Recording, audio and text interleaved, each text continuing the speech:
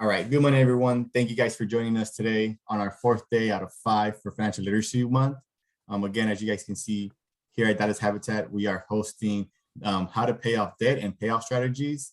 We have the pleasure of having Ms. Terry with Chase. So I'll let her introduce herself and we'll get started. All right. Good morning, everybody. I'm so excited to be here. I am Terry Thomas. I'm a community manager with Chase. I have been with the organization 25 years and have had a number of different roles, but very excited to be a community manager now with Chase and to help do things like this, where I get to provide some great information that will hopefully impact you all and that you will use. So that's a little bit about me. I love to travel, but I love doing this even more. But really the things that we're going to talk about, managing our debt and paying it down will have such a positive impact on your life. So let's get started and talk a little bit about the two strategies we're going to jump into today. I definitely want to leave room for question and answers. So what do the two approaches have in common? And you're like, what approaches? You hadn't even said anything about approaches. So the two approaches that we're going to talk about today are going to be the Avalanche approach and the Snowball method, right, to pay off debt. So both of them allow you to pay off your debt quickly. Maybe one may be a little more quicker than the other, but they are going to assume that you have extra funds or discretionary funds to do these methods, right? Because you need a little bit of extra. You can't be so tight on your budget that you don't have extra funds to apply this method. And most importantly, it's the commitment piece, right? That's going to be really important to make these two strategies work for you. So let's take a look at how they work. So on the next slide, we talk about the Avalanche method, right? And with this approach, you're going to look at and make a list of all of your debt, but you're going to put your debt with the highest interest rate is going to be your priority. That's going to be the first one. Doesn't matter what the balance is. We're looking at the interest rate. So you're going to pay them down or pay them the most with the highest interest rate. So you pay the minimum amount on all your other debt, and then going back to that discretionary income, whatever's left, then you're able to put some of that towards that priority debt. But I do want to pause here and double click because it's important to pay off your debt, but it's also important to have a savings account because you have to have emergency funds, a rainy day fund. So, you know, if you have $200 left in your discretionary budget, then maybe you do half of that to the debt and half of that to your savings or any combination. But I do want to emphasize it's important to pay off your debt, but it's even more important to have that emergency fund. So when, not if, stuff happens, you've got something to fall back on and you're not going to be impacted and go into more debt trying to take care of an emergency. So rainy day funds, super important. So Ms. Terry, before we move on to the second option, you had mentioned the Avalanche method, but also a rainy day fund. Now we are kind of talking about controlling our finances, you know, getting the foundation of how to move forward. And so, you know, it's great that we're talking about debt, and I'm glad you brought up the rainy day fund, right? And so what is an amount that you believe they should start with, right? Let's say someone doesn't have a savings account, someone has money at home, you know, where should they start off at, right? Do they plan to pay for their debt, or should they split it 50-50, or should it be like a 30-70 ratio? Should they kind of write it all down? What do you recommend for them to kind of be like, okay, I should handle debt, or I should handle trying to have an emergency fund, or, you know, a home buying goal of saving for a home, you know, my first home? Right. So we're all human, right? This answer, let me do my disclosure, right? There is no perfect answer for everybody, right? What works for one person may not work for another person. However, you need to, and we have to, and this is, you know, when you point a finger at one person, 3 more are coming back at yourself. So I'm talking to me too. But what is really important is making sure that we look at our situation, our budget, our debt, and our financial goals, and then you base it accordingly. But I will say it's never too late to start.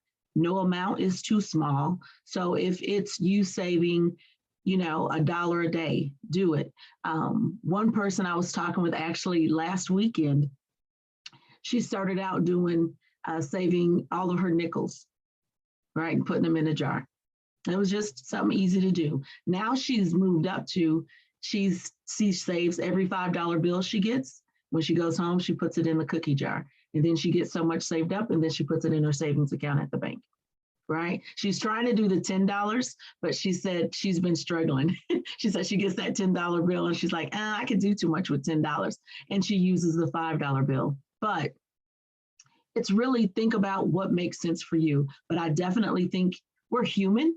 So we're not in silos, right? We don't say, I'm doing this, now I'm doing this. There are multiple things going on in our lives.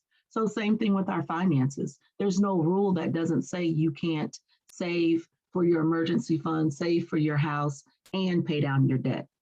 It's just a matter of figuring out what does that look like. So if that starts out with being maybe $25 a month or a week or whatever to your savings account, and $75 to your debt, let that work. And then as your income increases or your debt decreases, then you'll have more discretionary funds. And then you can make more adjustments. Then that might be more going to savings and more going towards your debt, paying it down. I hope that answered that question. So let's look at an example of the Avalanche method. Or I think, well, the next slide, the pros and cons first, and then we'll look at an example.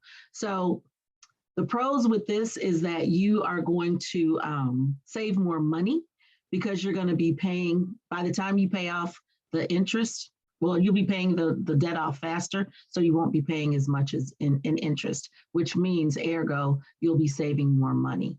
The cons to this one is you do have to have that discretionary income, right? You do have to have some money left at the end of the month to be able to pay down to your debt. Again, you're just paying the minimum on all your debt, and then your priority bill, which is the one that has the highest interest rate, you're going to figure out how much extra I can pay towards that, because all the extra that goes towards principal will help you pay down the loan faster and save on interest. It's going to take, it may take a little bit longer to pay that one. You're fine. But it can be hard to stay motivated, but you got to do it, right? It's something, you know, it's going to benefit you in the long run. So that's where we want to go with the Avalanche method. And then this is an example of it. So when I was saying list out and write down your bills and your debt, this would be an example of that. So you see credit card one is $5,500. It's got a 21% interest rate. But there is, the car loan is number 5. Even though the balance that you owe on the car is higher, the interest rate is only 4%. So that's going to go to the bottom of the pile or the bottom of the list because the interest rate is so much lower. So you're going to focus on that 21% interest rate, any extra income, any extra payments that you can make. So you're going to definitely make your $30 monthly payment, but then that extra will start eating at the principal, which will lower the amount of time that you're paying on the debt. And then once you get that credit card number 1 paid, everything you were paying to credit card number 1, you're going to now go to credit card number 2, because that's your next highest interest rate. All right, we can go to the next slide. And then if y'all have questions, definitely make sure you put it in the chat box so we can talk to it and talk through it. So this next method is the snowball method. This one feels better because it's the snowball, right? You can see the effects faster. With this one, you're going to tackle the smallest debt first. So you're going to take the smallest debt that you owe, the lowest balance, and start with that as your priority bill. So you're going to make a list again, and you're going to put it in order of your balances this time, not in order of the interest rate. And once the first account is paid, again, you're going to then take all of those payments and apply them to the next one. So let's talk about the pros and cons for the snowball effect. So the pros with this one is you have some easy wins. All right. I love the snowball effect because it feels good, faster, quicker. It gives you more quicker gratification. And it's easy to implement, right? You don't have to compare the interest rates, and you don't have to look at anything other than how much do I owe? What's the lowest one? I'm paying that sucker off first. But then the cons are you're going to pay a little bit more in interest, and it's going to take you a little bit longer to be debt free. So you want to balance that out and think about it. So let's go to the next one, and I'll show you the example. So the example with the snowball effect, you see that the credit card number 2 in this example is going to be the priority bill because the balance is the lowest out of all of the debt that the 5 are there. $1,000 is the smallest one. So even though the interest rate is 18%, we're not looking at that. We're looking at that balance. So you're going to pay your minimum, and then any extra that you have is going to go towards the principal.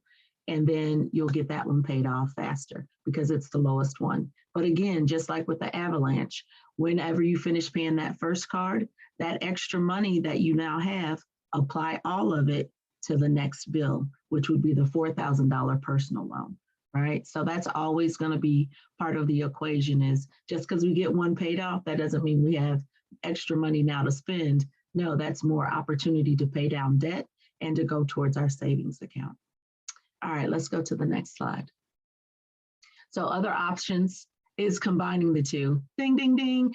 Personally, for me, that is the option that I use because I do need that gratification. I need to see a win, and that helps you feel motivated, right? When you see that you've done and you've paid off some of the debt, you're like, woohoo, that's great. So I do a combination of the two. I'll pay off my lowest, and then I'll go to the higher interest rate. And then I'll get that one done, and then I'll go to the next lowest so I can feel like I've got another win. But again, everything is personal to you. So you want to make sure that us giving you this information doesn't mean anything if you don't use it. So you got to use what you know you like and what's going to work for you. Because I can tell you 50 million things, but if you don't do any of it or implement it, it's not going to work. So pick and choose what will work from these methods for you and your household. Again, there are no rules. There's no Terry police coming to get you. Say you didn't do your debt right. I don't care. I'm going to celebrate every win with you. So whatever that means, however that looks, make it happen. All right, so the other options, combining the two, there are balance transfers that you can do. Sometimes you might get an offer in credit card debt consolidation, right? There are balance transfers that you can do for loans, debt consolidation loans, and then you can also do credit card debt consolidation. And a lot of times you'll get offers from credit cards that say 0% for 18 months. And that's something that you want to consider. But there are other things too. You want to look at how will it impact your credit score? What will the interest rate be after 18 months? Will you be able to pay off the debt that you're trying to pay off in that time? Because the pro to that is there's zero interest for whatever that time frame is. And then if you can make yourself figure out the numbers, right? If it's $1,000 and you want to pay it off in 18 months, then you divide that by the 18, and that tells you how much you need to pay each month. If you can handle that number and you know it will be paid off by those 18 months, definitely I say consider it. But if you say, oh, well, I know I'm not going to be able to pay off the $10,000 transfer in 18 months, think about it, because after those 18 months, what does the interest rate go to? Is it going to be higher or lower than what you're currently paying? And if you took that same amount of money that you're going to pay for this debt and applied it to your current debt, what would the differences be? And there are lots of calculators that you can get online that will help you figure out, if I do this with my debt, what will then happen? Take advantage of all the tools and resources that you can. Let's go to the next slide.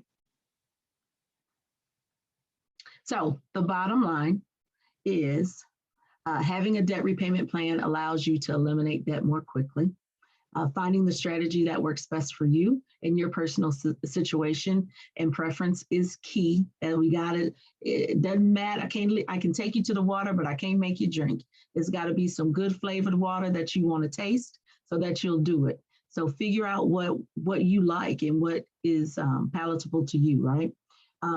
Although the Avalanche method saves more money, the Snowball method leverages our human tendency to be motivated by progress, which I am so that. So try the approach, again, that's best suited for you. See how it goes. And either way, you're going to be on your path to financial freedom. We're going to be celebrating every win, whatever that looks like. And make sure that you pay, as you're paying off your debt, you're creating your emergency fund. And then after you have your emergency fund, then you're doing your other savings plans, whether that's that new house that you're working towards or whatever. We definitely want to make sure that you have all the resources to be successful, and we're here to support that. So some resources that you have: if you're in doubt, you can always consult a financial advisor or your Habitat home ownership counselors. So you have a great resource in them, and definitely want to make sure that you all take advantage of everything that they offer, because they are fabulous, fantabulous, and they're there for you all the time. There's also PocketWise Cafe, and it's a debt payoff calculator. And then there are other free financial tools. As I said, I know Chase, we have a budget builder. You can always go to chase.com financial goals, and it will give you a resource of financial tools that you can use there as well. So I guess we're going to get into some Q&A, Christian. I hope I did okay on time. I didn't want to take up all of it. So what's next? Yes, no, Terry, thank you. Thank you. We did phenomenal. We actually do have a few questions. Okay. One of the first questions that they want to talk about is pretty much, do you have to call your credit card company to make sure that the extra payment goes to principal, or that's something you can do on your app, or by calling, or whatever the case might be? So every institution is going to be different. I would check with them to find out. Oftentimes, if you go online and make the payments, they will have an option that will say principal payment, or like a regular payment is going to typically be your principal and your interest. But it should, and it may, depending on, again, the institution, have a tab or an option that says principal payment. Click that, and then it would apply to your principal. Awesome, thank you. And then someone posted, how is it when it comes to paying off debt? Should they worry about it, or how would they implement it in their budget? Do you recommend having an item line, or just making it where they pay themselves towards the debt, or what have you? So again, I'm going to say personal preference, but my recommendation would be to make it an item line. If you're doing a budget and you're regulated to that budget, if you have it listed as an item, then you're going to stick to it. So I would put it in your budget. Awesome. And preferably, what you mentioned, you said that you like the mixture of Snowball and Avalanche. Yeah, I'm a hybrid. How would someone choose what's the better option for them, right? Because someone wants to save money, but realistically, is that a goal, or how can someone tell if that's the best option for them? So knowing to thine own self be true, right? You got to know yourself. And if you know you're the kind of person who is detail oriented, a regulated person, you can follow a system, then you probably would be good with the Avalanche, because you have to have that consistency for the Avalanche to make sure that you pay it down, because even you won't get that immediate gratification or that quick gratification as you do with the Snowball. So I know for me, if I have that $1,000 bill and I see it going down and down and down, then that motivates me to keep going, right? Because I like the wins, and it's that gratification. So if you know you're someone who likes the instant gratification, you need to see some progress, then probably the Snowball would work well for you. That's just like somebody with the diet, right? Some people can say, I'm going to follow this diet, and then they lose 50 pounds because they're eating all the stuff. But then other people might be like, I can't do that diet. I need a little bit of cheesecake every now and then. So you need to find something that works for you. So in this instance, I'm a combination of following the diet and eating the cheesecake. Okay, awesome, Mr. And I like to tell my clients, hey, let's have our Jesus talk, right? Let's look at ourselves in the mirror and be honest with ourselves, because we have to be disciplined, right? And if we know that we're not disciplined, the Avalanche effect method might not be something that we recommend, right? Like you mentioned, you want the instant gratification, especially here in the 21st century. People want they want it now. So the Snowball effect gives you that win, right? And it's slow wins that you can definitely alternate. And so we like to let you guys know, right? Like your budget, your spending plan, it can change with time. You also can change the methods, right? You can change the method based off how you do it. Someone did mention, if they do complete a balance transfer or a credit card consolidating with a company, how would that affect their credit score, or should they be worried about that in the long run? So you always want to take everything into consideration with your credit, right? You know, your credit utilization is important. So look at if you're adding debt to your credit, then it will impact. But if you're paying down debt, that's also going to have an impact as well, right? So, like last year I got a new credit card, and I got it because I was going on a trip overseas. Didn't want the foreign transaction fees, so I had to weigh the waiving of the foreign transaction fees with the annual fee. I didn't take into consideration my credit utilization, and the new credit line actually made my credit score go up because I now had more credit limit with less debt. And so it was a positive impact. And I didn't even think about that part of it. So it's hard sometimes to think about everything that's going to weigh on you. And that's where the resources and tools come into play. Chase has a product called Credit Journey that is free for anybody. And this is all education. So whether it's Chase's or somebody else's, you can use the tools to do simulators to say, if this, then that. If I get this new credit card with a credit limit of, what will that do to my credit score? If I pay off this debt, what will it do to my credit score? And again, that's a free tool for anybody, whether you're a Chase customer or not. And there are lots of tools out there. Awesome. Thank you for that research, Ms. Terry. Mm-hmm. I also did want to bring up, we've been having, how to build your foundation on Monday. We talked about investing and living a legacy. Now that we're talking about debt, what would you recommend to someone that they're looking at trying to invest, right? Because, they're starting, later than most people or later in the career. Mm-hmm. How would that interfere with their debt? Because that is debt reduction, right? Do you think they should invest based off the interest rate that depending on how much the interest rate is that they owe back? Or, should they try to hedge with, hey, if my mortgage is less than 4%, I can invest the money instead of paying a little bit more? What do you recommend to someone that's kind of debate about, should I put it to work in investing or should I put it, to pay off some debt?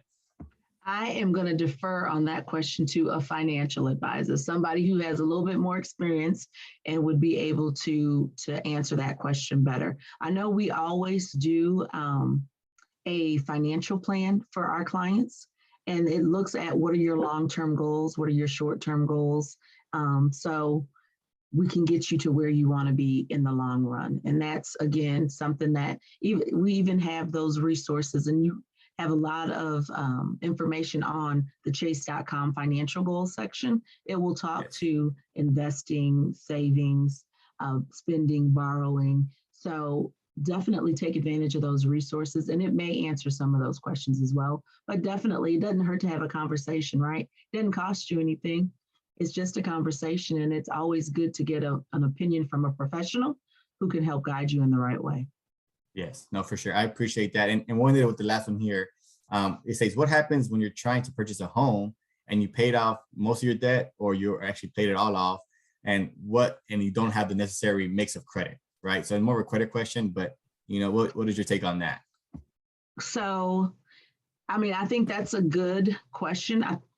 When you're buying your home, you've got your trusted team, right? You've got your home lending advisor, you've got your realtor, and then you've got your counselors here who are helping you with Habitat. So hopefully you all have considered and looked at all of those things before you're at the point where you're ready to get the home, so that you can come up with that game plan.